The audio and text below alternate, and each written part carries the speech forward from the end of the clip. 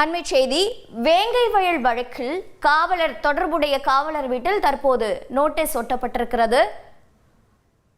இது பற்றிய விவரங்களை செய்தியாளர் சுந்தர் வழங்கிட கேட்கலாம். சுந்தர், வணக்கம். தற்போது காவலர் வீட்டில் ஒட்டப்பட்டிருக்கக்கூடிய நோட்டீஸில் என்ன விஷயங்கள் குறிப்பிடப்பட்டிருக்கு, விவரங்கள் என்ன? வேங்கை வயல் வழக்கில் சிபிசிஐடி போலீசாரால் குற்றம் சாட்டப்பட்ட முரளிராஜா, சுதர்சன் மற்றும் முத்துகிருஷ்ணன் ஆகியோர் மார்ச் 11ஆம் தேதி நீதிமன்றத்தில் ஆஜராக வேண்டும் என்று ஏற்கனவே சம்மன் நீதிமன்றத்தால் அனுப்பப்பட்டுள்ளது. இந்த நிலையில் காவலர் முரளிராஜா இந்த வழக்கில் முதல் குற்றவாளியாக சேர்க்கப்பட்டுள்ளார். இவர் சிபிசிஐடி போலீசார் கடந்த மாதம் 20ஆம் தேதி குற்றப்பத்திரிகை தாக்கல் செய்த நிலையில் அன்றிலிருந்து இன்று வரை அவர் காவலர் பணிக்கு வரவில்லை என்று கூறப்படுகிறது. சீருடை பணியாளர் தேர்வு விதிப்படி 21 நாட்கள் தொடர்ந்து ஒரு காவலர் பணிக்கு வரவில்லை என்றால் அவரை விட்டோடி என்று அறிவிப்பானை அவர்கள் வீட்டு வாசலில் ஒட்டுவது வழக்கம்.